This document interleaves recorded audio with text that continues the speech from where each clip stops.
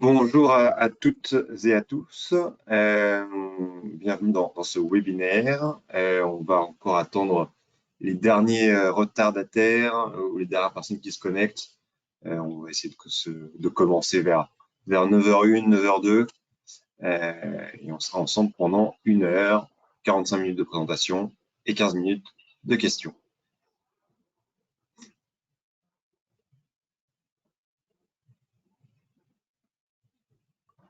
J'en profite aussi pour les personnes qui sont déjà connectées. Si vous aviez déjà des questions que vous souhaitez absolument poser, vous pouvez déjà les poser dans l'onglet questions du panneau qui s'affiche sur le côté de GoToWebinar.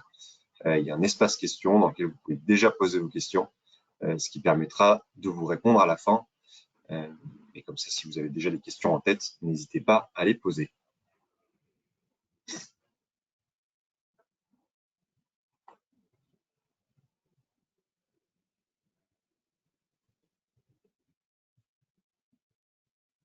Il faut qu'il y ait encore quelques personnes qui se connectent.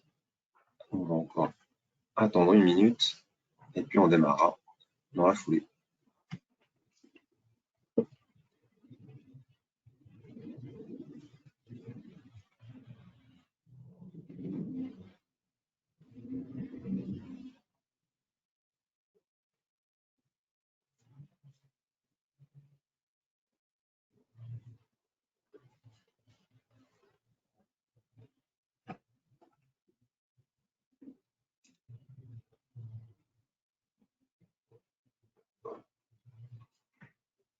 Bon, je vous propose de commencer.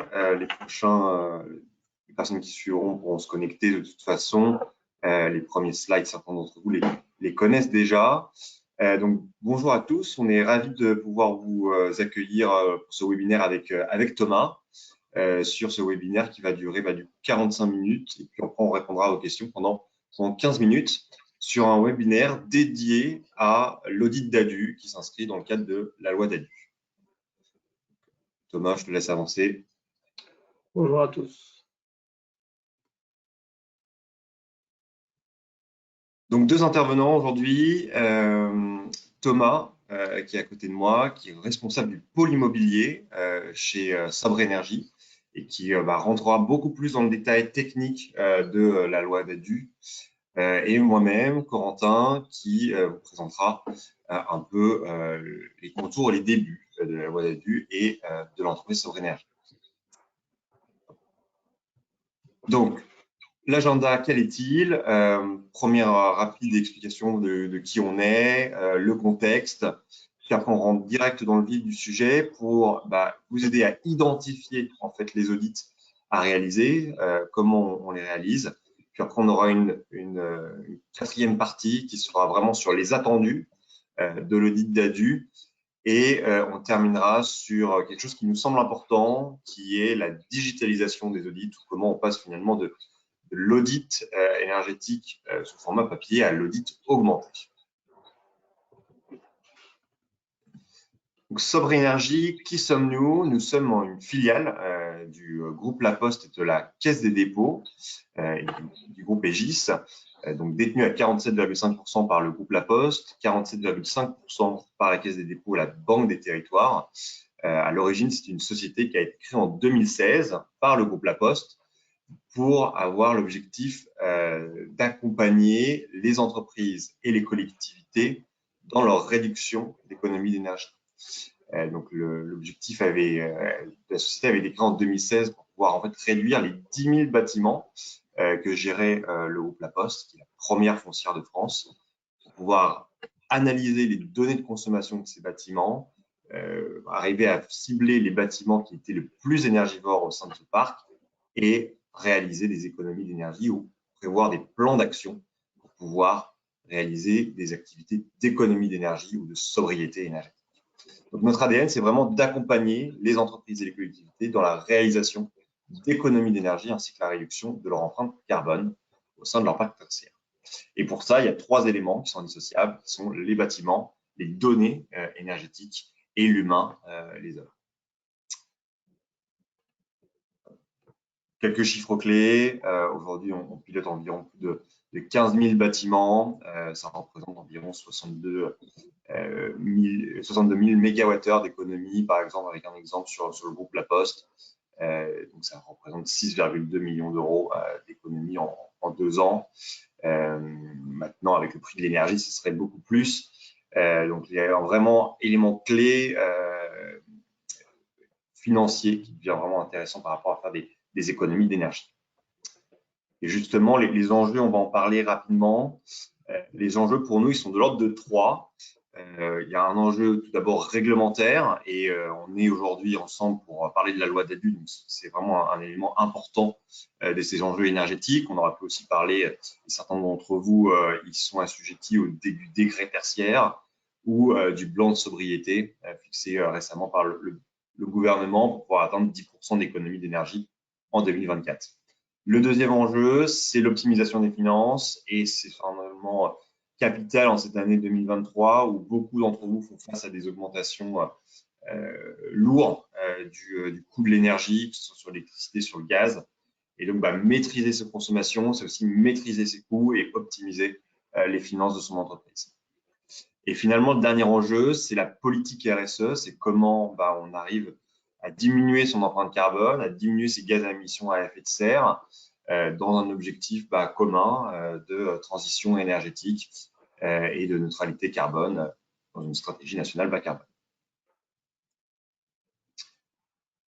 Avec qui on travaille? On travaille aussi bien avec des collectivités du secteur public avec différentes tailles que des acteurs privés. Et donc, dans les acteurs privés, on va retrouver différentes tailles d'entreprises, soit des grands groupes comme le groupe La Poste, Air Liquide, le Legendre, que des entreprises de taille intermédiaire ou de plus en plus des PME, des TPE qui souhaitent aborder le sujet de l'énergie et prendre les devants parce que réaliser des économies d'énergie, ça a tout de suite un impact important sur ses finances. Le contexte, quel est-il?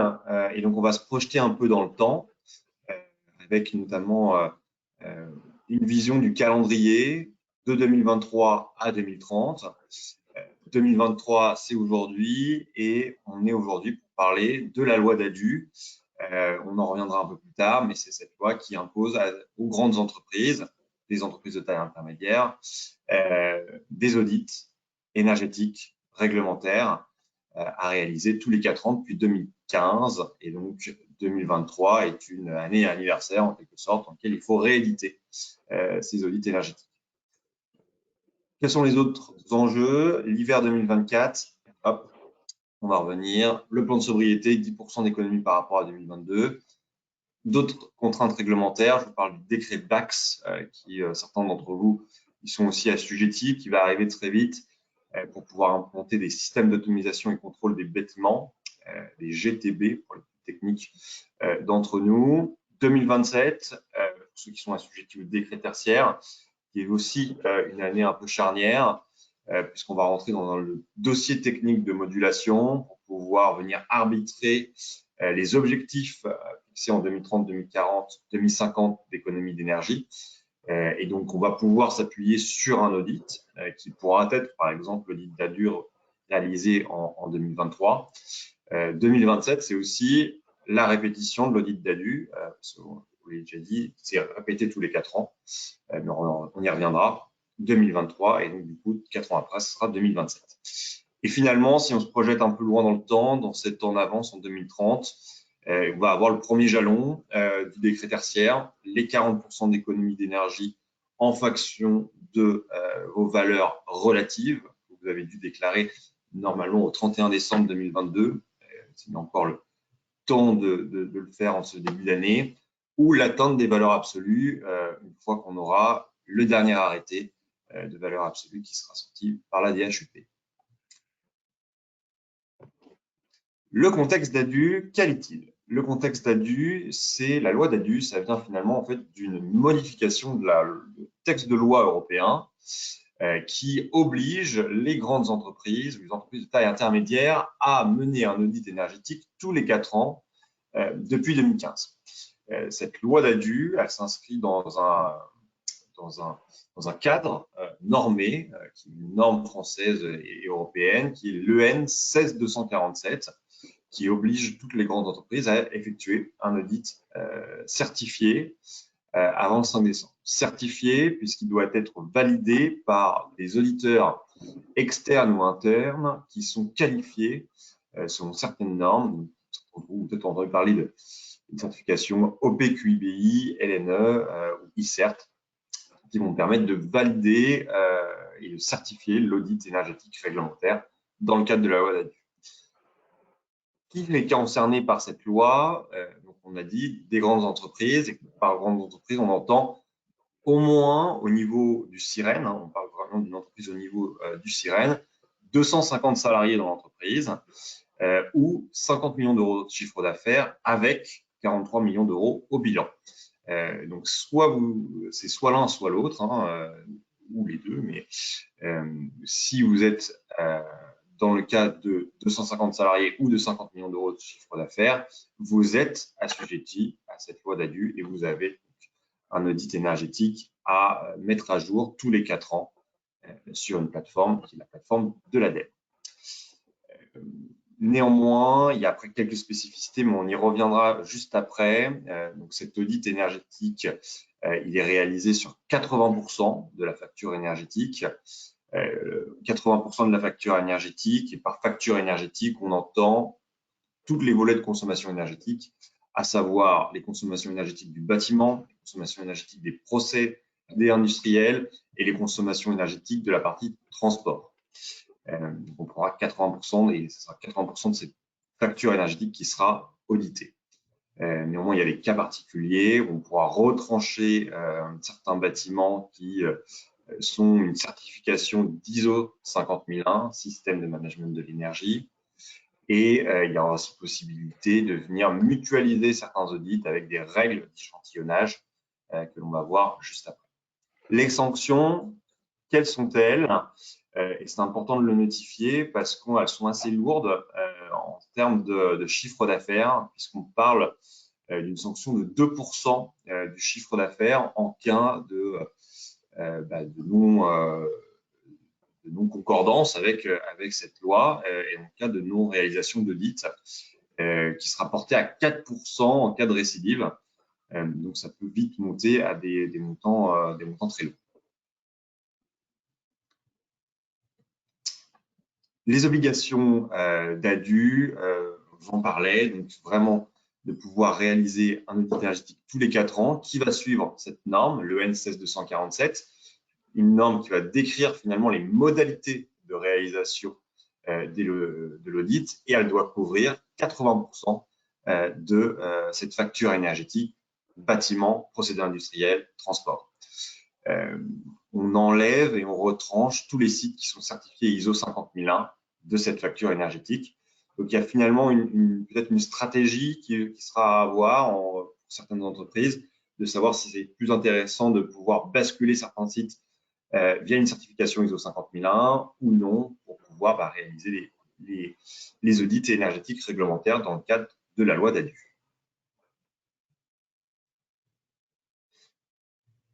L'audit énergétique donc, de la loi DADU, ça répond à cette contrainte réglementaire, mais il faut le voir aussi comme un jalon de votre stratégie énergétique. L'audit énergétique, avant tout, ça permet de répondre à différents enjeux, des enjeux réglementaires, des enjeux énergétiques et des enjeux immobiliers, de valorisation immobilière dans le temps. Il faut le voir comme ça, l'audit énergétique, qui va permettre en fait de vous définir une stratégie de valorisation immobilière et énergétique.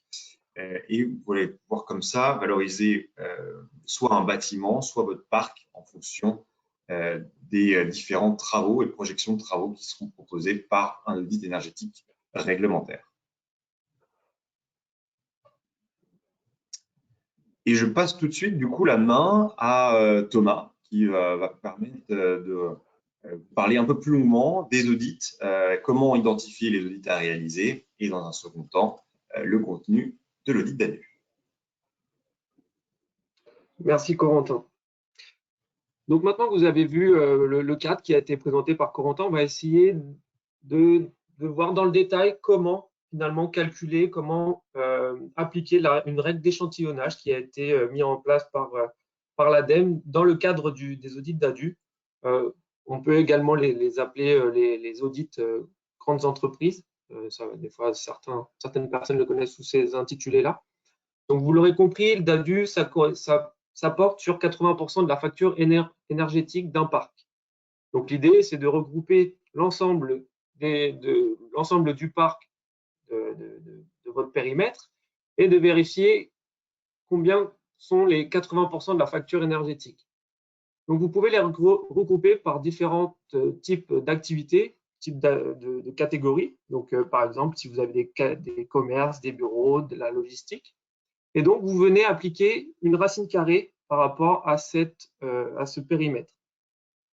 Une fois que vous faites ça, vous allez avoir un certain échantillonnage qui va se déterminer. Et parmi cet échantillonnage, 25% devront être choisis de manière aléatoire.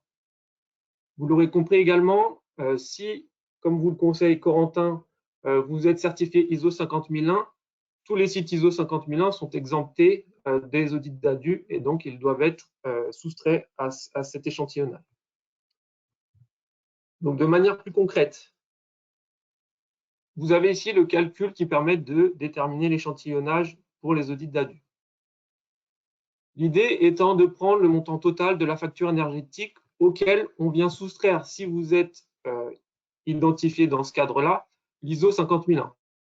À cela viennent s'appliquer les 80% et donc vous obtenez votre facture énergétique assujettie, on va dire, pour l'audit décret tertiaire. Donc, vous avez ce montant. Maintenant, il faut savoir combien de sites représentent ces 80%. L'audit d'ADU vous permet de catégoriser par typologie ou par groupe d'ensemble votre périmètre pour que finalement il soit assez représentatif de votre parc. Vous n'allez pas pouvoir réaliser tous les audits sur l'ensemble de votre périmètre. Donc, l'audit d'ADU vous permet de créer un échantillonnage et de dire, voilà, on va auditer un certain nombre de sites par rapport à votre typologie, par rapport à votre localisation.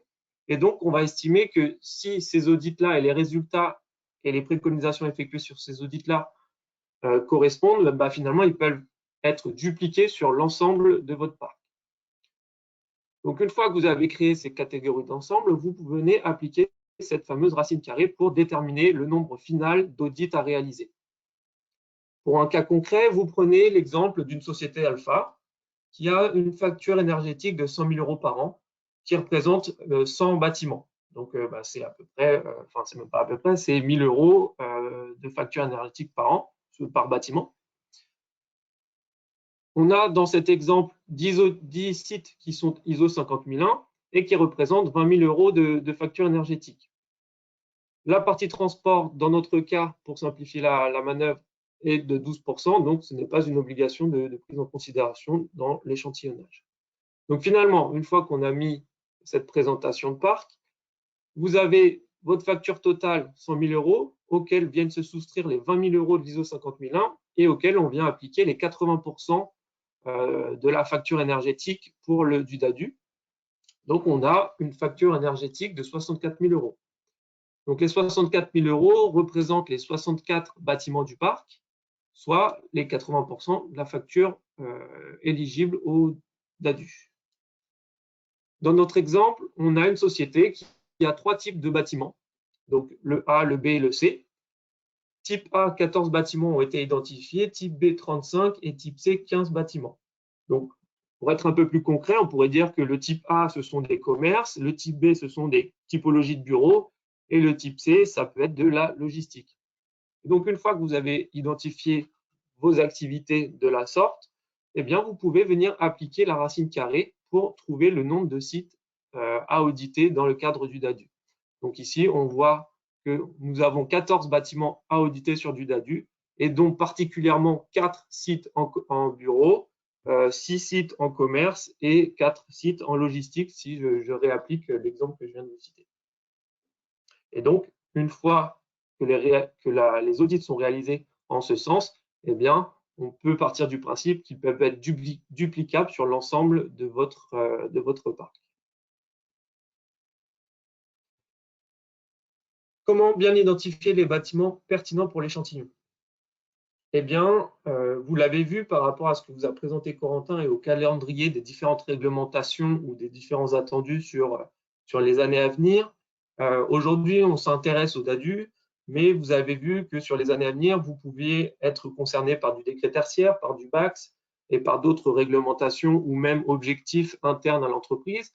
Et donc, l'idée étant d'identifier quels sont les sites qui peuvent être considérés dans ces objectifs plus ou moins long terme.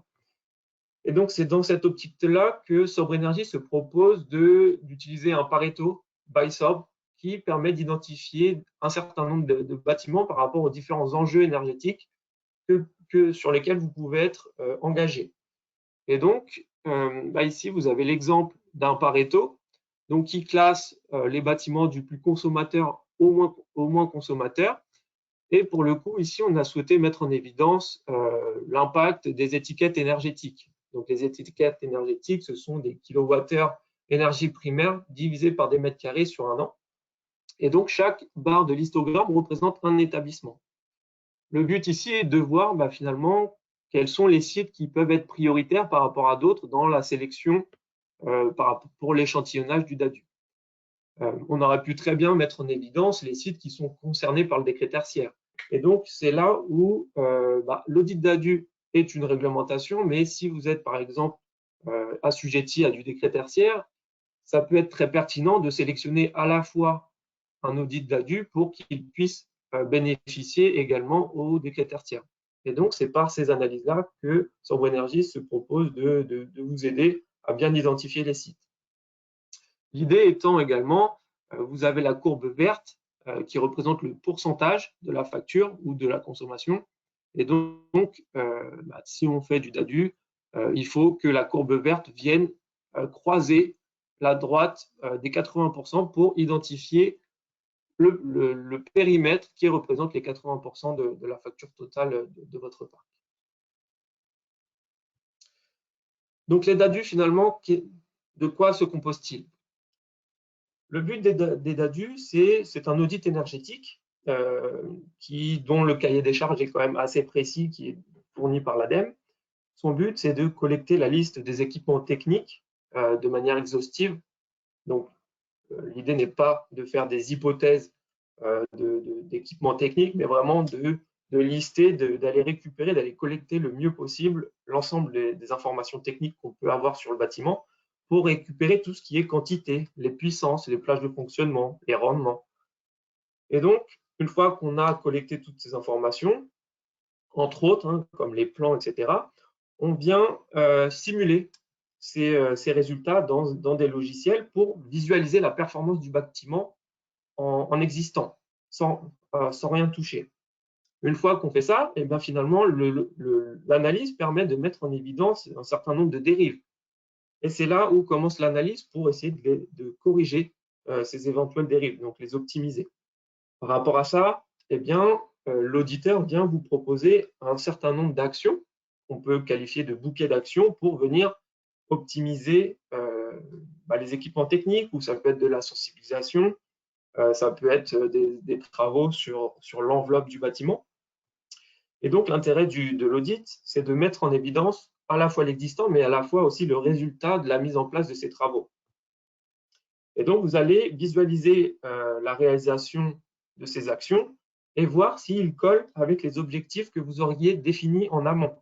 Donc, avant d'initier l'audit, il faut savoir, est-ce que vous êtes plutôt dans du cadre DADU, est-ce que vous voulez plutôt du décret tertiaire, du BACS, et donc, selon l'objectif dans lequel vous vous lancez, et finalement, les résultats peuvent être adaptés. On ne cherche pas toujours les mêmes objectifs selon les personnes. Et donc, le résultat de l'audit DADU permet de savoir finalement où est-ce qu'on se situe une fois que les actions de performance énergétique sont mises en place. Et donc, on a un certain nombre d'indicateurs qui peuvent participer à cette visualisation. Donc, ça peut être des indicateurs financiers, ça peut être des indicateurs réglementaires, de consommation, de gaz à effet de serre, etc. Et donc, ça vous permet de bien identifier et de bien voir quelle est la trajectoire à suivre pour atteindre les objectifs que vous seriez fixés. Donc, quelle est la qualité de l'audit énergétique DADU? Le DADU, finalement, il se base sur des normes, comme l'a dit Corentin, donc le 16247, donc qui est les normes pour les audits énergétiques type bâtiment. Et on se base également sur la simulation thermique des bâtiments, donc ce qu'on appelle plus communément la STD. Pourquoi la STD? Parce que finalement, la STD, au lieu de faire une analyse statique à un instant T, la STD, c'est un moteur de calcul, une simulation dynamique qui va vous permettre de faire du prévisionnel ou en tout cas de faire fructifier un certain nombre de facteurs. Par exemple, votre bâtiment ne fonctionne pas de la même manière entre l'hiver et l'été. Et donc, si vous faites un audit l'été, eh bien, ça peut être compliqué de savoir comment il fonctionne l'hiver. Alors qu'avec une STD, finalement, on vient simuler toute une partie de l'année et ses variations. Ça peut prendre en compte également l'évolution de l'éclairage naturel. Donc, l'apport solaire peut être un apport gratuit externe. On pourrait très bien avoir des apports gratuits internes. Et donc, voilà, tous ces facteurs-là sont pris en compte parce qu'ils participent à l'évolution de vos consommations. On pourrait également avoir l'impact du vent sur les façades ou une ventilation naturelle. Et donc, voilà, tout ce qu'il y a dans cette STD-là permet d'être un peu plus précis. Donc, c'est très puissant. Ça peut être, on peut vraiment aller finement dans le détail. Et donc, ça permet vraiment d'avoir un calcul, une simulation et des objectifs beaucoup plus précis qu'une simple simulation à l'instant T. Par rapport à la qualité de l'audit et son contenu, alors pourquoi on part sur du DADU? Parce que finalement, le DADU ne fait pas de distinction sur le listing des équipements, donc il souhaite vraiment avoir le listing complet des équipements techniques. Il y a une méthodologie claire dans la réalisation de l'audit, donc avec un cahier des charges très, très défini, et c'est un rapport qui est homogène, peu importe les interlocuteurs. Les auditeurs doivent être certifiés au PQBI, AFNOR et d'autres certifications reconnues. Il y a une ou des méthodes de calcul qui sont reconnues et très précises. L'objectif étant également de fournir tous les éléments pour que les calculs qui ont permis de déterminer les objectifs puissent être, ou les actions de performance énergétique puissent être reproductibles. Et bien évidemment, il faut que le prestataire ou l'auditeur qui réalise ces audits-là soit complètement indépendant par rapport à la société qui le demande. Donc là, on a parlé de la qualité de l'audit. Maintenant, qu'est-ce que contient le rapport? L'audit DADU, l'ADEME recommande deux types de rapports, donc ils peuvent être inclus dans un même rapport, mais avec deux parties bien distinctes. Vous avez une partie qui est plutôt synthétisée, donc à destination du maître d'ouvrage, et une autre partie qui est vraiment détaillée avec toutes les caractéristiques que doit comporter l'audit à destination du responsable technique. Et donc, en cela, de manière plus précise, il doit contenir le listing des équipements qui ont été collectés en amont, pendant la visite ou après, suite à des échanges avec les personnes concernées. L'audit doit être remis en main propre et commenté. Il doit bien mettre en évidence les objectifs et les travaux qui sont engagés, ou qui doivent être engagés. Il doit également bien identifier la méthode de calcul et les étapes utilisées pour définir les résultats du DADU. On doit pouvoir également comparer l'existant par rapport à la mise en place des actions de performance énergétique qui ont été préconisées. Et ensuite, bien mettre en évidence tous les indicateurs qui vont être parlantes. Donc, le suivi des consommations énergétiques, les gaz à effet de serre, donc le CO2, des étiquettes énergétiques, DPE, diagnostic de performance énergétique. On peut également évoquer des indicateurs sur les contrats d'énergie. Est-ce que le contrat actuellement signé est adéquate aux besoins énergétiques du bâtiment ou du parc du bâtiment, et mettre en évidence un certain nombre de scénarios d'action de préconisation selon les évolutions de prix de l'énergie. D'autant plus en ce moment avec une fluctuation très importante. Donc, de manière très synthétique, le rapport il se décompose comme ceci. Donc, vous avez la synthèse avec tout un des sous-chapitres avec les actions de performance énergétique qui ont été préconisées lors de l'audit, les informations générales du site, de quel site on parle, où est-ce qu'il se situe, etc. L'état des lieux de l'existant, donc avec l'ensemble des équipements qui ont été collectés en amont ou lors de la visite, une synthèse des consommations et des gaz à effet de serre, et finalement les scénarios d'action qui vous permettent de définir la trajectoire à suivre pour atteindre les objectifs. Donc ça, c'est la partie synthèse et à destination du maître d'ouvrage. Et puis plus en détail pour le responsable technique, vous avez vraiment le détail, description du bâtiment et des équipements et toutes les méthodes de calcul qui ont permis de déterminer les résultats et les plans d'action, avec une conclusion et toute la partie annexe qui permettent de rassembler, de centraliser toutes les informations qui ont permis d'atteindre ces résultats. Sur le terrain, comment ça se passe? Eh bien, quand vous lancez un DADU avec Sobre Énergie, vous avez une réunion de lancement, un kick-off. Donc, c'est ici où on détermine pourquoi vous faites appel à Sobre, quels sont les objectifs que vous souhaitez visualiser, quels sont les périmètres d'établissement ou l'établissement que vous souhaitez étudier. Et donc, c'est à partir de ce moment-là où on va cadencer, planifier le projet dans son ensemble. Une fois que vous avez fait cela, mais on va commencer à collecter et analyser les documents que vous avez en votre possession. On va ensuite passer à la visite de site, donc pour venir compléter cette collecte de documents et pour voir le fonctionnement terrain du bâtiment, donc comment il fonctionne, comment il est occupé, quels sont les ressentis des occupants, quels sont les équipements mis en place, etc., l'enveloppe du bâtiment. Une fois qu'on a collecté tout ça, on compile toutes ces informations pour commencer à analyser et modéliser les informations collectées. Et ensuite, on commence à rédiger le rapport d'audit pour finalement vous le livrer et visualiser l'ensemble des résultats. Donc, l'idée étant de les optimiser par rapport aux objectifs qu'on aura fixés à la réunion de lancement. Et il y aura une présentation du rapport final à l'ensemble des interlocuteurs qui sont présents à la restitution.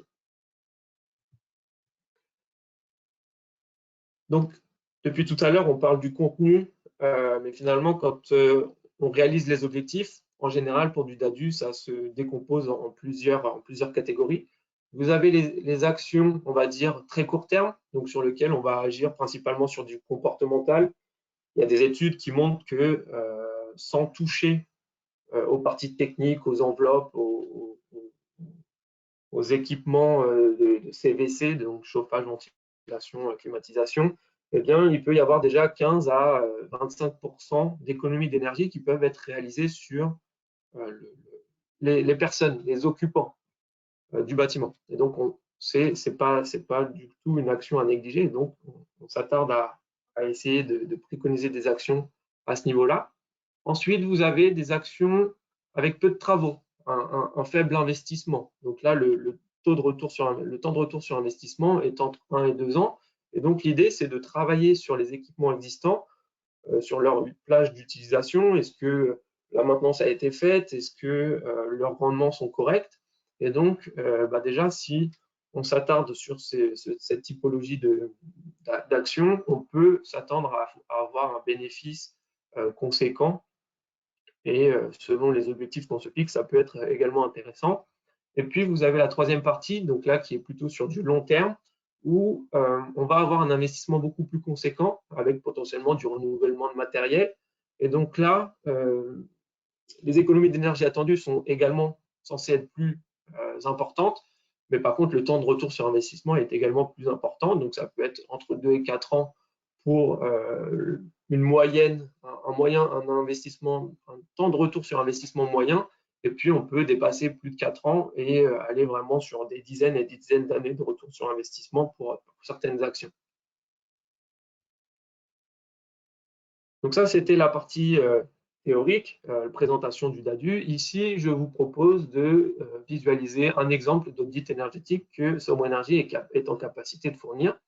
Donc ici, vous avez un bâtiment qui a été simulé, modélisé, et sur lequel, ici, on peut voir son état de fonctionnement en termes de consommation. Donc, vous avez en rouge le fluide gaz, donc le bâtiment est alimenté en gaz et en électricité pour la partie verte. Et donc, on voit que l'électricité consomme globalement de la même manière sur toute l'année, avec un petit peu plus de consommation sur les périodes hiver, sûrement liées à une augmentation de l'utilisation de l'éclairage. Et puis, vous avez le gaz qui est principalement, voire totalement orienté sur le chauffage, puisque on le voit, il ne fonctionne que sur les périodes hiver, légèrement printemps et légèrement automne, et sur la plage hiver, et pas du tout sur l'été. Le fait de simuler et d'avoir collecté un certain nombre d'informations, ça permet également de savoir où est-ce que part la consommation par rapport aux consommations par poste, par usage. Ce qu'on appelle usage, c'est le chauffage, la climatisation, la ventilation, l'éclairage. Et bien finalement, on est capable de savoir où est-ce que sont les dépenses énergétiques par rapport à ces postes. Et donc ici, vous avez le petit tableau en bas à gauche qui vous permet de voir que la grande majorité des consommations, sans surprise, en tout cas pour la majorité des bâtiments, se déroulent dans le chauffage. Et vous avez un petit histogramme en cercle à droite qui vous montre où est-ce que part le fluide gaz par rapport aux usages et où est-ce que est consommée l'électricité dans la part des usages. Avec toujours une analyse écrite de la part de l'auditeur sur l'ensemble du rapport.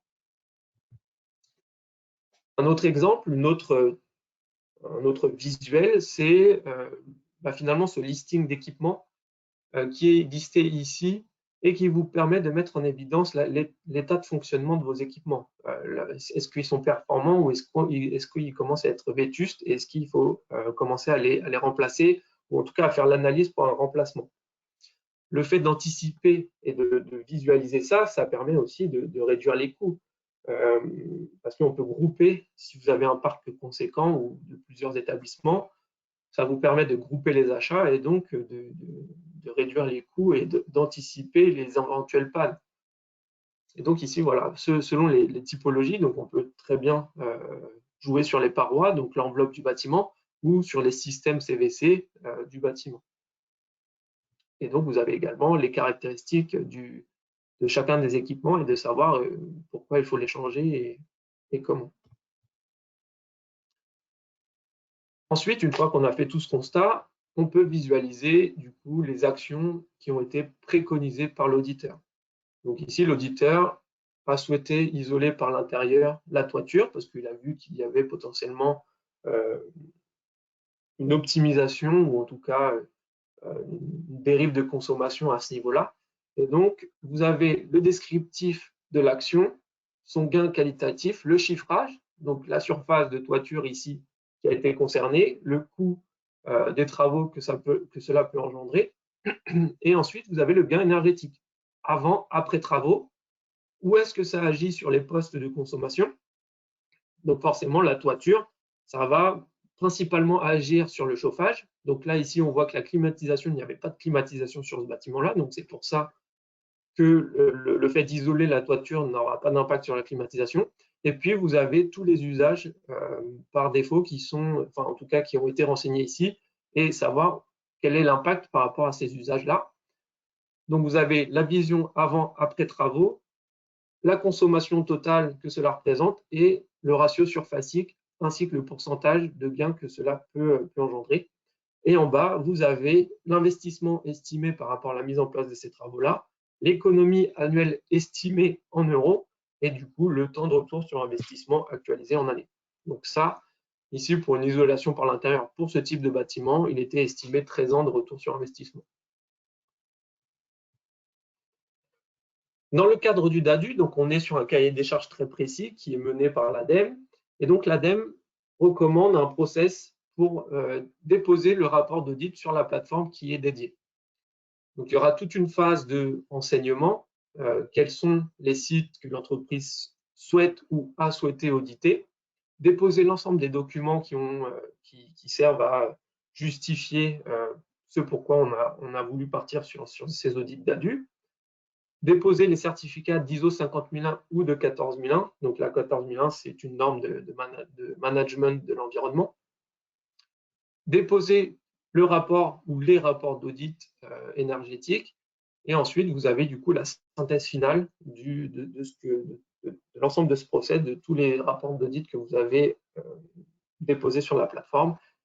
Et à partir de cela, l'ADEME réalise régulièrement des contrôles de qualité et d'objectivité des rapports déposés. Maintenant, on va vous parler de l'audit énergétique et à l'audit augmenté, donc digitalisé. Pourquoi? Parce que chez Sobre Énergie, on pense que avec tout le travail qui a été mené, la collecte des informations qui a été très longue, périlleuse, ça serait dommage de s'arrêter à la restitution du rapport sur un PDF. Et donc, ce que propose Sobre Énergie, c'est éventuellement de digitaliser vos audits. Donc, comme on a collecté toutes ces informations-là, on les a simulées, on les a analysées, on peut les basculer sur une plateforme dynamique pour finalement rendre les informations dynamiques et jouer finalement avec les scénarios en fonction des différents objectifs. Donc, on l'a vu, peut-être qu'initialement, vous aviez voulu lancer des audits d'ADU uniquement dans ce cadre-là, mais voilà, les réglementations, les visions, l'actualité étant changeante, maintenant, par exemple, on est en plein dans du décret tertiaire et donc des audits d'ADU qui ont pu être menés en 2015 ou par la suite peuvent peut-être bénéficier par exemple du décret tertiaire. Et donc le fait de les digitaliser, finalement, on a cette centralisation d'informations sur lequel on peut venir jouer pour voir est-ce que ce bouquet d'actions peut finalement venir intervenir dans le cadre d'une autre réglementation. Et donc, ça va vous aider à établir une feuille de route par rapport à vos investissements et financements. Et donc, potentiellement jouer sur vos ROI ou TRI. Et donc, ça vous permet également de recalculer les gains en fonction des bouquets d'actions sélectionnés. Donc, plus concrètement, ça va aider c'est une aide à la décision finalement pour les décideurs parce que du coup, on a sous la main toutes les informations qui ont été collectées pour les audits d'ADU. Donc, si on a réalisé 10 audits d'ADU qui font 80 pages chacun, ça fait 800 pages à lire pour aller collecter les informations, alors que si ça a été digitalisé, finalement, sur une seule et même plateforme, les 10 audits et les 80 pages avec les résultats associés sont digitalisés. Et donc, en un seul visuel, en un seul écran, vous pouvez avoir tous les résultats de ces 10 audits.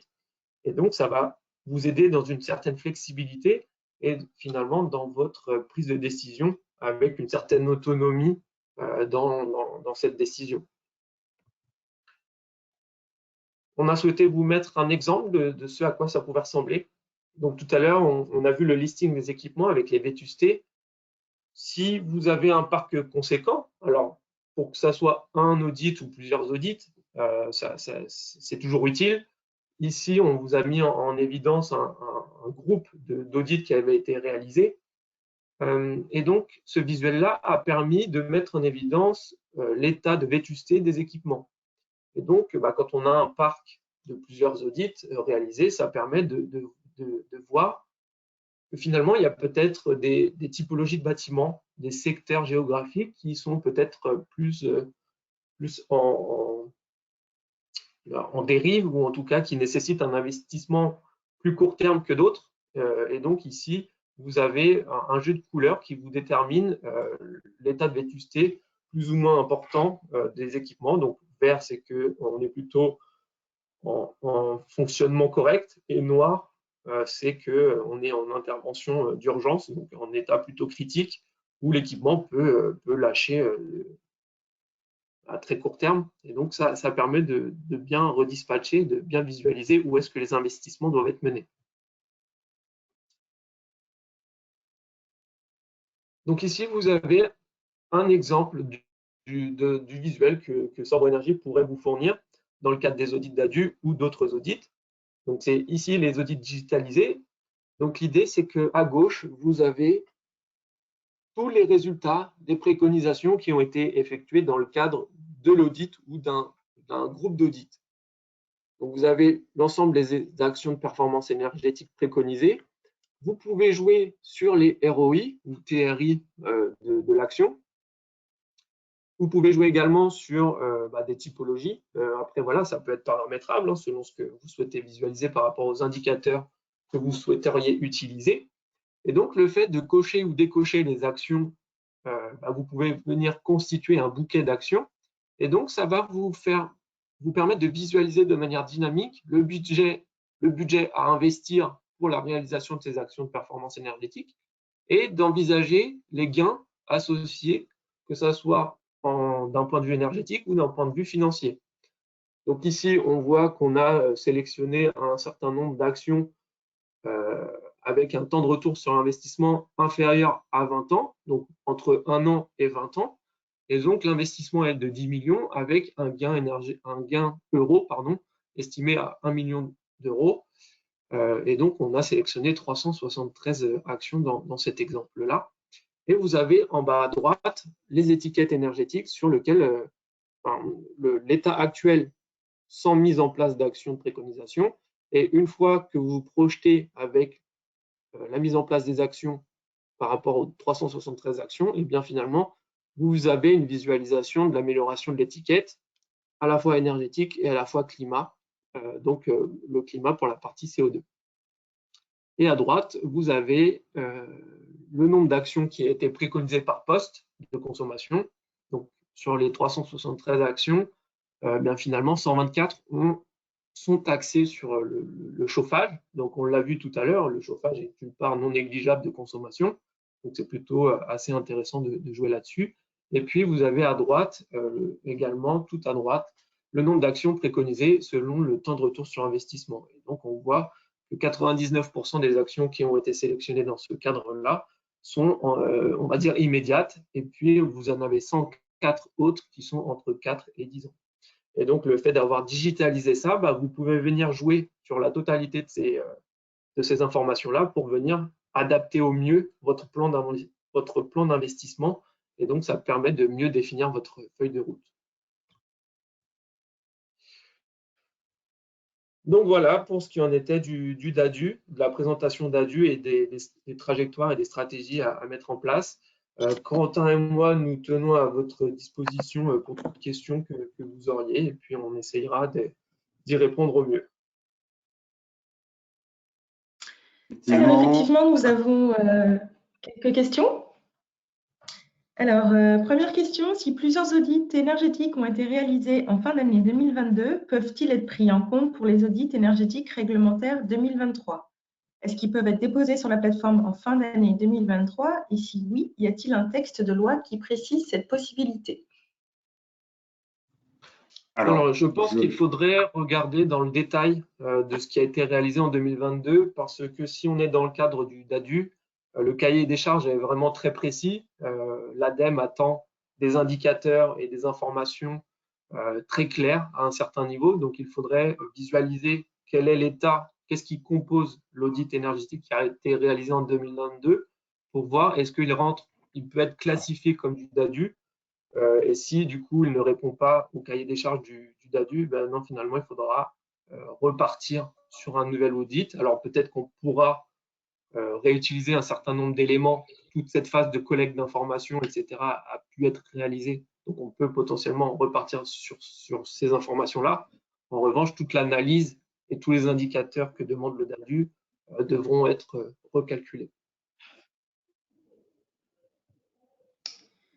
Merci. Oui, je rajouterais que dans le cas où l'audit est exactement le même, dans ce cas, la durée de validité est bien de 4 ans. Mais il faudra vérifier qu'effectivement l'audit fait en 2022 correspond bien aux exigences et au cahier des charges de l'audit DADU.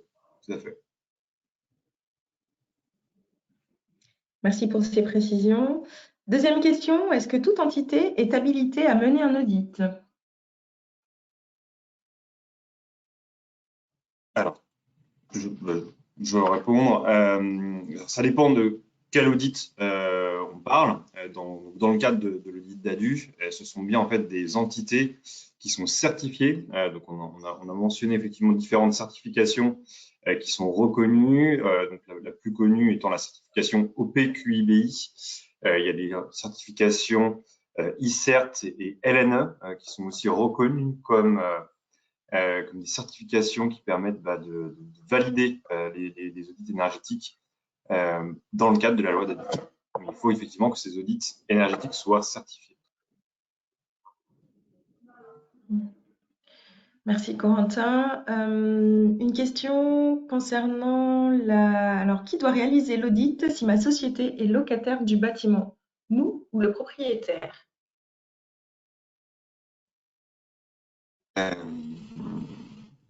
Bonne question. Bonne question, en effet. Je dirais que c'est la personne qui porte les factures énergétiques. Donc, si vous êtes locataire et donc une société au niveau du Sirène, vous faites plus de 250 personnes ou plus de 50 millions d'euros de chiffre d'affaires, c'est vous qui portez la totalité de la facture énergétique. Donc, si vous consommez juste sur le bâtiment, même si vous n'êtes pas propriétaire du bâtiment, vous consommez au niveau du bâtiment et donc vous devez faire un audit énergétique réglementaire.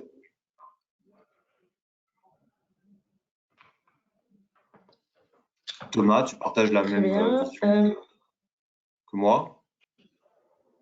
Je dirais, en effet, je rejoindrai ta vision. Après, je pense que on pourra apporter une précision supplémentaire à la suite de la présentation pour vraiment confirmer ce point. Oui, on reviendra donc vers vous avec un peu plus de précision. Alors, une question concernant quelqu'un qui a fait des audits décrets tertiaires et qui doit maintenant réaliser des audits d'ADU et qui se demande comment s'en sortir au vu de toutes les réglementations qui sont en place. Eh bien, c'est tout l'objet de ce qu'on vous a présenté. C'est finalement de bien visualiser en amont quelles sont les échéances en termes de réglementation ou en termes d'objectifs internes. Et donc, l'idée serait de centraliser toutes ces réglementations pour qu'un audit qui a été réalisé sur un établissement puisse répondre à plusieurs réglementations. Dans le cadre du décret tertiaire, finalement, le décret tertiaire actuellement, je dis bien actuellement parce que ça pourrait changer, le décret tertiaire on va dire, vient d'être lancé, donc tout n'a pas encore été clairement défini. Mais aujourd'hui, le décret tertiaire n'oblige pas de réaliser d'audit énergétique. L'audit énergétique est là pour aider à la prise de décision, de savoir quelle est la trajectoire à suivre pour atteindre les objectifs fixés par le décret tertiaire. J'enlève la partie modulation qui exempte un certain nombre de bâtiments où là, un audit est demandé. Mais là, dans le cadre de ce que vous évoquez, le fait d'avoir audité un établissement dans le cadre du décret tertiaire, ça va être peut-être pas complètement bénéfique pour le DADU. Pourquoi? Parce que, encore une fois, je reviens au cahier des charges, mais le DADU, donc l'audit de grandes entreprises, est le seul qui a un cahier des charges très clair, très défini. Et donc, si on ne satisfait pas ce cahier des charges, eh bien, on ne peut pas, entre guillemets, déposer l'audit énergétique sur la plateforme ADEME, alors qu'on pourrait très bien faire l'inverse pour du décret tertiaire. Si on réalise un audit d'ADU pour la réglementation d'ADU, l'audit énergétique d'ADU peut être utile pour le décret tertiaire. Donc, si jamais vous avez une réglementation d'ADU, mieux vaut orienter votre stratégie sur la réalisation du DADU et ça va vous permettre, en tout cas, peut-être pas en totalité, mais en tout cas, ça va vous dessiner votre trajectoire pour atteindre les objectifs fixés par le décret tertiaire. Donc, dans votre cas, j'aurais tendance à dire que le décret tertiaire réalisé en 2022 est une bonne base, mais par contre, peut-être qu'il ne répond pas complètement au DADU. Oui, c'est ça. L'audit d'ADU répond à l'audit décret tertiaire. La réciproque n'est pas vraie. L'audit décret tertiaire ne répond pas dans sa globalité à l'audit d'ADU. et donc voir comment compléter. Il n'y a pas actuellement de cadre défini par l'ADEME pour le décret tertiaire. On peut tout faire dans un audit énergétique décret tertiaire. Si on veut juste axer sur du gaz à effet de serre, on pourrait très bien l'axer. Si on veut faire juste des investissements très court terme, on pourrait axer sur le décret tertiaire. Le décret tertiaire, le plus intelligent serait de définir les objectifs définis par ce décret.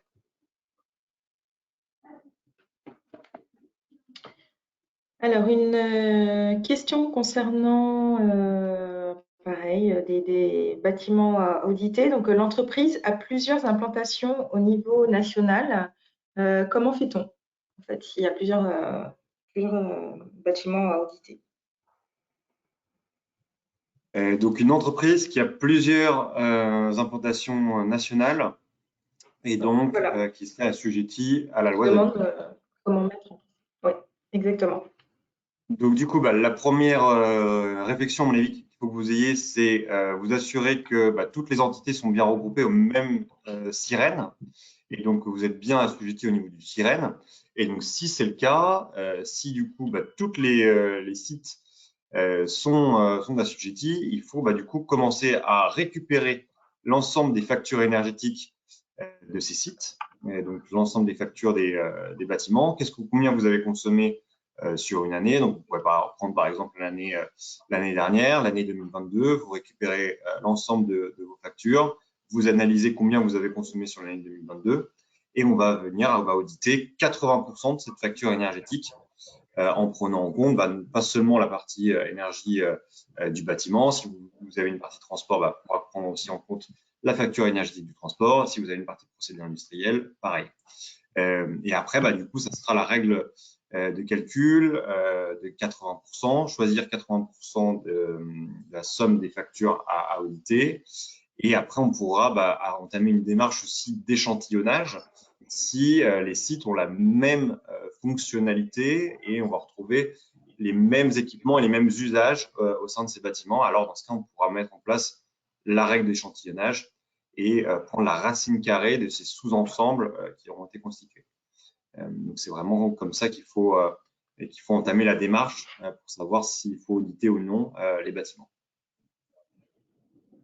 Après, peut-être que pour compléter ce que dit Corentin, si le parc est vraiment représentatif au sein du territoire, peut se poser la question de prendre en considération dans cet échantillonnage la localisation des bâtiments. Forcément, un bâtiment qui est situé à Marseille, un groupe de bâtiments situé à Marseille ne va pas fonctionner de la même manière qu'un groupe de bâtiments qui est situé à Lille. Et donc, ce facteur-là peut rentrer en compte dans l'échantillonnage final. Il faut que l'échantillonnage soit représentatif du fonctionnement du parc de bâtiments.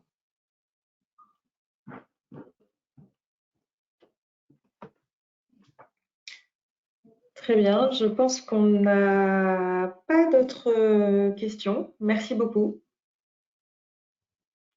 Je pense qu'on reviendra vers une ou deux questions qui avaient été notées, qui remonteront à vérification. Si vous avez d'autres questions, vous avez les coordonnées de Charlotte Leroy et de moi-même qui est affiché. Donc, n'hésitez pas à nous envoyer un email si vous avez des questions. Si vous souhaitez effectivement qu'on vous envoie les slides aussi, n'hésitez pas à nous envoyer un email. On reprendra contact avec vous. Est-ce qu'on peut annoncer la prochaine date du webinaire, Nathalie? Est-ce qu'on en a une déjà fixée? Il y a quelques vacances de prévues, donc on la réannoncera un tout petit peu plus tard. Parfait. Voilà. Bon, dans ce cas, on vous souhaite des bonnes congés pour ceux qui auront la chance de prendre des congés. Et puis, on espère vous revoir bientôt pour un prochain webinaire et on espère que cette présentation vous aura été utile, aura été claire et vous aura permis d'en savoir plus sur la loi d'ADU et les audits correspondant à cette loi. Et je vous souhaite une bonne journée. Bonne journée. À bientôt. Merci à tous. Bonne journée. Au revoir. Au revoir.